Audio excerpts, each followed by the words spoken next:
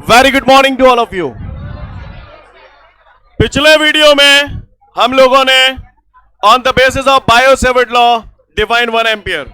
1 ampere का definition मैंने आपको बताया था, जिसमें मैंने बताया था कि 1 ampere is that current which when flowing through a circular arc of length 1 metre and radius 1 metre then it produces a magnetic field of intensity 10 to the power -7 newton per ampere metre at its centre. Yes और no? उसी कड़ी में अब हम लोग आगे बढ़ने जा रहे हैं। अब हमारे सामने एक और जो क्वेश्चन है, वो क्वेश्चन क्या है पहले समझ लें पूरी कहानी, ठीक है? उसके बाद आगे की बात करूंगा। गौर से देखिएगा सब लोग। ये देख रहे हैं आप, ये कंडक्टर है। क्या है ये? कंडक्टर। अभी इसके अंदर करंट बह रहा है क्या? यानी ये केवल कंडक्टर है, करंट कैरिंग कंडक्टर नहीं है। यस और नो? बेटा जल्दी बैठ जा, किसी को लगे नहीं देख के, है ना? ये कंडक्टर है, कंडक्टर में करंट फ्लो हो रहा है क्या? अभी नहीं हो रहा। अब ये कैसा कंडक्टर हो गया? Current carrying conductor. कैसा कंडक्टर है? यहां पर मैंने इसके एंड्स पर डॉट डॉट डॉट लगा दिया है। डॉट डॉट डॉट लगा दिया, इसका मतलब क्या है? इनफाइनाइट लेंथ का करंट कैरिंग कंडक्टर है। इनफाइनाइट लेंथ का मतलब ये है कि अब इनफाइनाइट तो इस दुनिया में कोई चीज होती नहीं है, पर ये इनफाइनाइट लेंथ का बोल रहे हैं, इसका मतलब ये बहुत बड़ा है। बस इतना समझे आप। क्लियर? तो ये इनफाइनाइट लेंथ का करंट कैरिंग कंडक्टर है, या मैं इसे बोल सकता हूं इनफाइनाइट लेंथ का स्ट्रेट करंट कैरिंग वायर है। अब जाहिर सी बात है, इसमें अगर करंट फ्लो हो रहा है ना पीछे, हेलो, इसमें जो करंट फ्लो हो रहा है, तो मुझे ये मालूम है कि इसके चारों तरफ मैग्नेटिक फील्ड पैदा होता है। तो वो कह रहा है इस स्ट्रेट करंट कैरिंग वायर के कारण, इनफाइनाइट लेंथ के स्ट्रेट करंट कैरिंग वायर के कारण, इसके पास स्थित किसी पॉइंट पर intensity of magnetic field, point P का जो डिस्टेंस है दैट इज आर। मैं फिर से बोल रहा हूं, he is telling you what is the relation for the intensity of magnetic field at any point due to a straight current carrying wire of infinite length. Question clear है सभी को? इसका डायरेक्ट फॉर्मूला होता है B is equal to mu 0 upon 4 pi 2I upon r. B is equal to mu 0 upon 4 pi 2I upon r. तो straight current carrying wire, infinite length का straight current carrying wire है, इसके पास स्थित किसी point पर intensity of magnetic field का formula है B बराबर mu 0 upon 4 pi 2I upon r. ये जो फॉर्मूला है that is in SI system, और एसआई सिस्टम में मैंने कल आपको इंटेंसिटी ऑफ मैग्नेटिक फील्ड का यूनिट भी बताया था, जिसमें से एक था टेस्ला, दूसरा था वेबर पर मीटर स्क्वायर, और तीसरा था न्यूटन पर एम्पियर मीटर। बताया था आपको? क्लियर? मैग्नेटिक फील्ड के ये तीनों ही यूनिट होते हैं एसआई सिस्टम में। आप कोई भी एक लिख सकते हैं, ऐसा कोई जरूरी नहीं है कि 3-3 लिखें। अब आप बताओ, एसआई से सीजीएस में कन्वर्ट करूंगा तो क्या हटाऊंगा? म्यू 0 अपॉन 4 पाई हटा देते हैं, तो फाइनली क्या आ जाएगा? B बराबर 2I अपॉन आर। बताओ सीजीएस सिस्टम में यूनिट क्या बताई थी? या तो गॉस लिख सकता हूं या फिर और स्ट्रेट। माइंडेड। वो कह रहा है इनफाइनाइट लेंथ के स्ट्रेट करंट कैरिंग वायर के कारण उसके पास स्थित किसी पॉइंट पर intensity of magnetic field, formula होता है B बराबर mu 0 upon 4 pi 2I upon r. Clear? Derive नहीं किया हमने, डायरेक्ट फॉर्मूला लिख दिया, राइट? इसको 2 या 3 दिन बाद हम लोग इस फॉर्मूले को ड्राइव करेंगे with the help of ampere circuital law. पहले हम एम्पियर सर्किटल लॉ पढ़ेंगे, फिर उसके बाद उसके बिहाफ पे हम इसे प्रूव भी करेंगे। क्लियर है? फिलहाल यहाँ पर ये केवल एक डायरेक्ट फॉर्मूला लिखा हुआ है, एज इट इज हमें याद करना है। कहानी समझ में आ रही है? इनफाइनाइट लेंथ के स्ट्रेट करंट कैरिंग वायर के कारण इसके पास स्थित किसी पॉइंट पर इंटेंसिटी ऑफ मैग्नेटिक फील्ड का फॉर्मूला B बराबर mu 0 upon 4 pi 2I upon r. बिल्कुल कचाकच याद होना चाहिए। सीन क्लियर है? इतना पढ़ लो, फिर आगे की बात करूंगा आपसे। उम्मीद करता हूं सभी का हो गया होगा। इसके बाद हमारे सामने अगला क्वेश्चन है। इसके बाद हमारे सामने जो अगला क्वेश्चन है, उसमें मुझसे बोल रहा है एक स्ट्रेट करंट कैरिंग वायर है जिसमें 20 एम्पियर का करंट फ्लो हो रहा है। तो आप मुझे बताओ काय की वैल्यू दे रहा है? हाँ, आई की वैल्यू दे रहा है। कितनी दे रहा है? 20 एम्पियर। तो वो कह रहा है स्ट्रेट करंट कैरिंग वायर है जिसमें 20 एम्पियर का करंट फ्लो हो रहा है। तो मैंने बढ़िया एक स्ट्रेट करंट कैरिंग वायर बना दिया, इसमें 20 एम्पियर का करंट फ्लो हो रहा है, तो आई बराबर 20 एम्पियर। अब वो कह रहा है इस वायर से 10 सेंटीमीटर के डिस्टेंस पे, कितने डिस्टेंस पे? 10 सेंटीमीटर के डिस्टेंस पे किसी पॉइंट पर इंटेंसिटी ऑफ मैग्नेटिक फील्ड की वैल्यू कैलकुलेट कीजिए। तो आप मुझे बताओ ये 10 सेंटीमीटर काय की वैल्यू दी है, आर की वैल्यू दे दी, ये हमारा काय के बराबर हो गया आर, यानी r is equal to 10 centimetre. Scene clear है? वो कह रहा है, फिर से बोल रहा हूं क्वेश्चन को, वो कह रहा है एक करंट कैरिंग कंडक्टर है जिसमें 20 एम्पियर का करंट फ्लो हो रहा है, तो इस वायर से 10 सेंटीमीटर के डिस्टेंस पे स्थित किसी पॉइंट पर इंटेंसिटी ऑफ मैग्नेटिक फील्ड का वैल्यू कैलकुलेट करिए। क्वेश्चन समझ में आ रहा है सभी को? आप पहले मुझे ये बताओ, ये करंट का यूनिट एम्पियर लिखा हुआ है, तो ये एसआई सिस्टम में है या सीजीएस सिस्टम में? और डिस्टेंस की यूनिट सेंटीमीटर लिखा है, तो इसे काय में बदलना पड़ेगा। चलो बताओ भाई, सेंटी कितना होता है? तो 10 सेंटी की जगह 10 की पावर -2 लिख दूं, तो बताओ भैया स्ट्रेट करंट कैरिंग वायर के कारण उसके पास स्थित किसी पॉइंट पर इंटेंसिटी ऑफ मैग्नेटिक फील्ड का formula B is equal to μ0/4π2I/r। पढ़ा है हमने?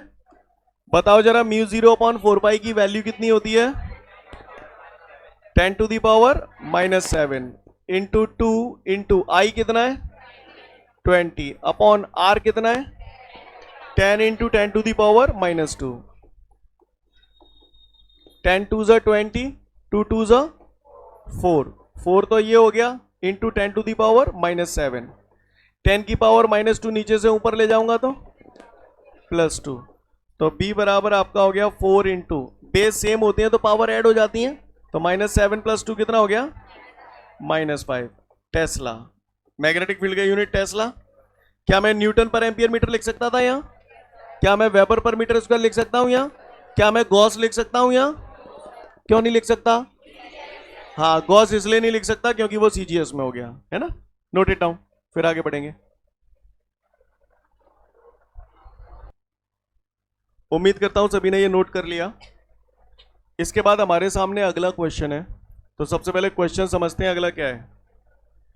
अगले क्वेश्चन में मुझसे बोल रहा है 2 पैरेलल वायर हैं और इनफाइनाइट लेंथ के वायर हैं, ठीक है।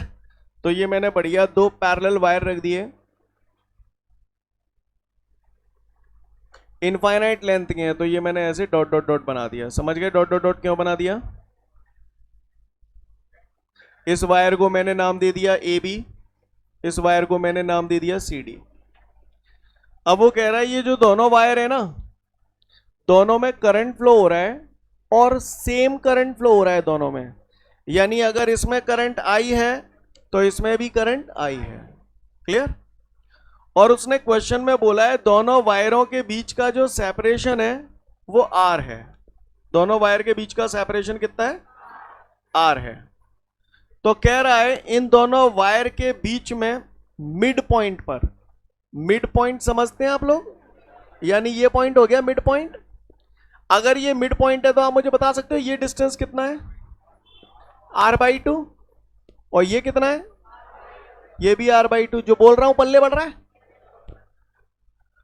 तो वो कह रहा है 2 पैरेलल करंट कैरिंग वायर हैं, दोनों में सेम करंट फ्लो हो रहा है, दोनों के बीच का सेपरेशन R है, तो दोनों के बीच में स्थित मिडिल पॉइंट पर इंटेंसिटी ऑफ मैग्नेटिक फील्ड की वैल्यू कैलकुलेट कीजिए 2 सिचुएशन में। पहली सिचुएशन में कह रहा है जब दोनों वायर में करंट की डायरेक्शन सेम है। अभी मैंने करंट तो सेम बना दिया लेकिन डायरेक्शन तो अभी नहीं बनाई। तो पहली सिचुएशन में कह रहा है दोनों कंडक्टर्स में करंट की डायरेक्शन सेम है, यानी इसमें अगर ऊपर है तो इसमें भी ऊपर ही है। क्लियर?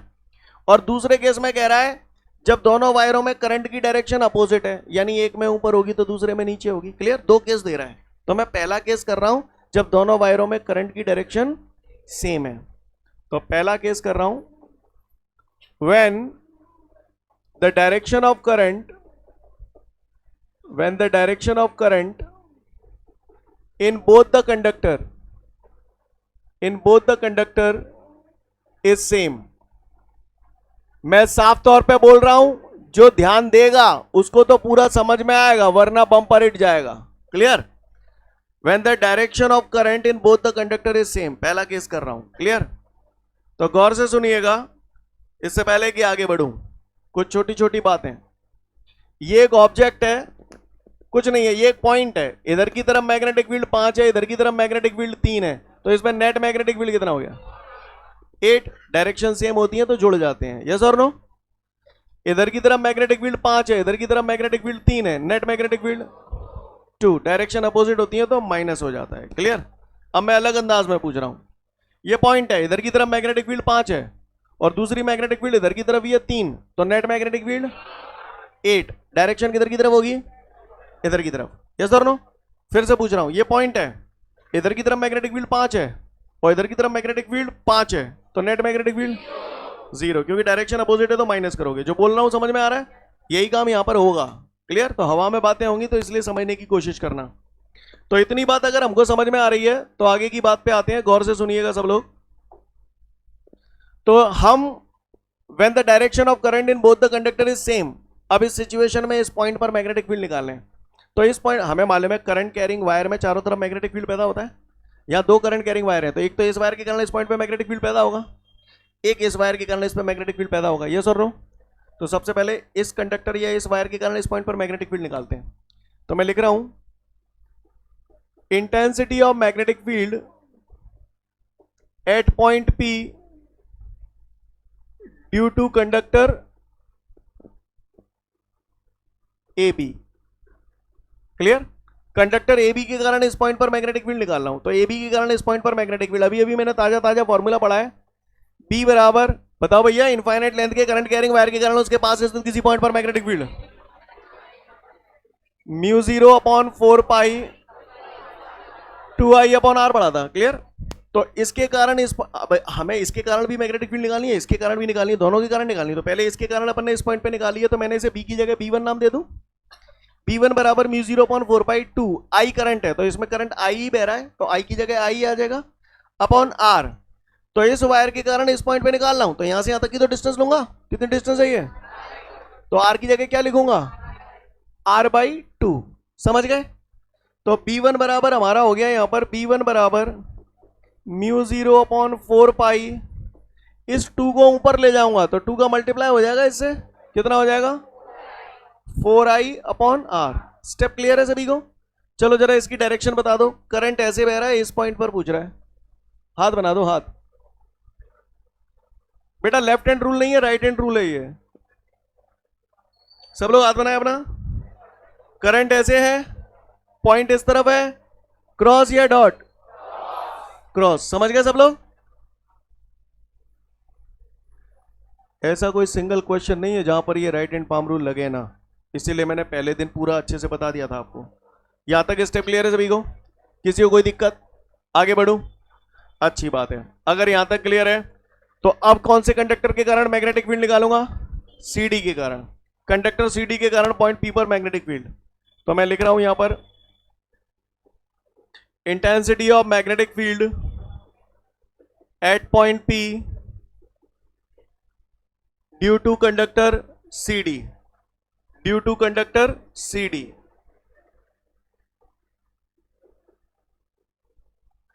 कंडक्टर CD के कारण इस पॉइंट पर इंटेंसिटी ऑफ मैग्नेटिक फील्ड अगर कोई पूछे तो फॉर्मूला फिर से वही लगेगा, B की जगह क्या लिखूंगा, B2 बराबर μ0 अपॉन 4 पाई 2I। तो करंट यहां पर I है, तो I अपॉन R, इसके कारण इस पॉइंट पे निकाल लें, तो ये डिस्टेंस कितना है, R/2, तो R/2। यस और नो? 2 ऊपर पहुंच जाएगा, क्या हो जाएगा ये, B2 is equal to μ0 upon 4 pi, 2 ऊपर पहुंच जाएगा और 2 से मल्टीप्लाई हो जाएगा इसका, तो ये क्या हो जाएगा, 4I अपॉन R। ये B2 आ गया। डायरेक्शन बताओ जरा इसकी। करंट ऐसे बह रहा है, इस पॉइंट पर निकाल रहे हो आप। सबको बात समझ में आ रही है?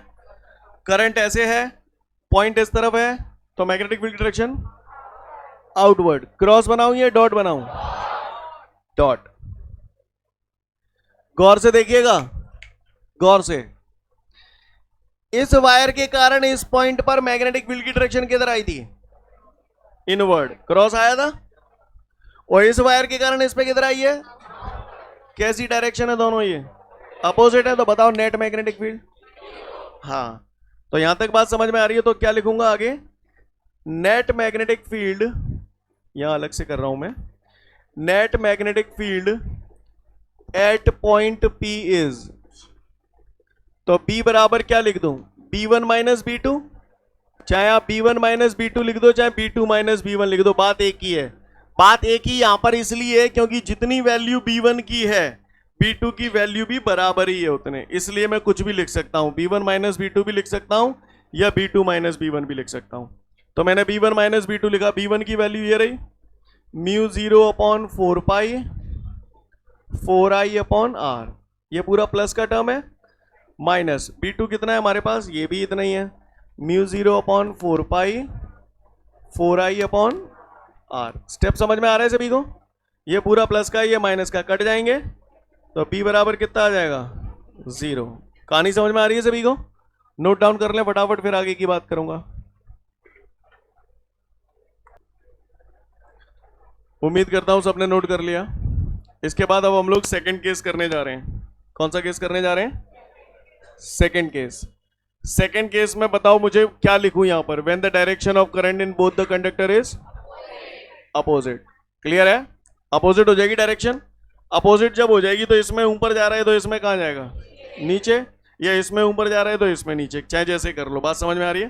तो मैंने मान लिया इसमें ऊपर जा रहा है और इसमें कहां जा रहा है, नीचे। तो नजारा कुछ ऐसा हो जाएगा, गौर से देखिएगा सब लोग। डायरेक्शन कैसी कर दी मैंने अब इसमें, नीचे। सीन क्लियर है? तो दूसरा केस हम लोग जो करने जा रहे हैं उसमें when the direction of current in both the conductor is opposite. Scene clear है भैया सभी को? अपोजिट डायरेक्शन हो जाएगी तो हो जाओ शुरू फिर से।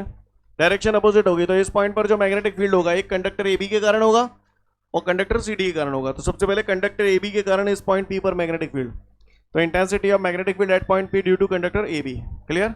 वही फॉर्मूला एज इट इज लग गया पूरा, डायरेक्शन वही आएगी सेम, करंट ऐसे है, पॉइंट इधर है। यस और नो? बात समझ में आ रही सभी को? क्रॉस या डॉट? क्रॉस। हवाल जैसा ही है सेम। अब intensity of magnetic field at point P due to conductor CD, conductor CD के कारण इस पॉइंट पर मैग्नेटिक फील्ड, तो फॉर्मूला वही है, B बराबर mu 0 upon 4 pi 2i upon R. As it is आ जाएगा। इसकी डायरेक्शन आप लोग बताओ किधर होगी, हाथ बनाओ इसका। करंट ऐसे है, पॉइंट इधर है। लिसन एवरीवन, करंट नीचे की तरफ जा रहा है, करंट नीचे की तरफ जा रहा है, पॉइंट ये रहा, ये। तो कहां की तरफ, पाम के परपेंडिकुलर। क्रॉस या डॉट? क्रॉस। तो यहां पर डॉट की जगह क्या बनाऊं, तो क्रॉस क्यों आया, बात समझ में आई सभी को? सीन क्लियर है? इसमें B1 भी क्रॉस है, B2 भी क्रॉस है, दोनों सेम डायरेक्शन आ रही हैं या अपोजिट डायरेक्शन आ रही हैं? तो नेट मैग्नेटिक फील्ड क्या लिखूं, B1 प्लस B2 या B1 माइनस B2? प्लस क्यों लिखूं, समझ में आया? तो net magnetic field at point P is B बराबर B1 प्लस B2। B1 की जगह ये वैल्यू रख दी मैंने, प्लस प्लस B2 की जगह उठा के मैंने ये वैल्यू रख दी। इतनी बात समझ में आई सभी को? किसी को कोई दिक्कत? अगर यहां तक की कथा क्लियर है तो अगली बात पे आता हूं, गौर से सुनिएगा सब लोग। क्या कॉमन आ रहा है दोनों में से? म्यू 0 बटे 4 पाई कॉमन आ रहा है, 4i भी कॉमन आ रहा है और r भी कॉमन आ रहा है। तो क्या बचेगा, यहां से 1 और यहां से भी 1। क्लियर है? एक और एक 2, 2 का मल्टीप्लाई 4 से करोगे क्या आएगा? तो मैं ऐसे लिखूं, गौर से देख लो पहले इधर, B बराबर म्यू 0 अपॉन 4 पाई की वैल्यू तो फिक्स होती है, कितनी होती है, 10 टू दी पावर -7 इंटू एक और एक 2, 2 का मल्टीप्लाई 4 से करेंगे तो 2 चौक 8, 8i upon r. Scene clear है? अच्छा मुझे एक बात बताओ, ये तो वैल्यू आ गई, मैग्नेटिक फील्ड आ गई, लेकिन उसने ये भी पूछा कि इस पॉइंट P पर मैग्नेटिक फील्ड की डायरेक्शन किधर होगी, तो क्या बताओगे? कितना टाइम है, इनवर्ड ही आएगा। अरे अभ्याल मैं पूछ नहीं रहा था, ये ऑब्जेक्ट है, कुत्ता जालंग खींच रहे हो, 5 थे बिल्ली जालंग खींच रही है, 3 थे, तो नेट फोर्स कितना है 8। ये दोनों मिलकर इसे किधर ले जाएंगे, ऐसे ही तो ले जाएंगे, बोलो भैया। तो ऐसे ही तो यहां पर है, B1 की डायरेक्शन क्रॉस है यानी इनवर्ड है, B2 की डायरेक्शन भी क्रॉस है यानी इनवर्ड है, तो दोनों को अगर जोड़ूंगा तो नेट मैग्नेटिक फील्ड की डायरेक्शन इनवर्ड ही आएगी। तो इसलिए नेट मैग्नेटिक फील्ड की डायरेक्शन कोई पूछे तो अपन ऐसे क्रॉस बना देंगे, समझ गए ना? क्लियर? क्रॉस का मतलब क्या हुआ, जो नेट मैग्नेटिक फील्ड की जो डायरेक्शन होगी वो perpendicular to the plane inward. Clear है? भाषा समझ में आ रही है सभी को? नोट डाउन कर ले फटाफट इतना। ठीक है, तो फिर आज के लिए पर्याप्त है, अगले वीडियो में फिर मिलते हैं। जय हिंद।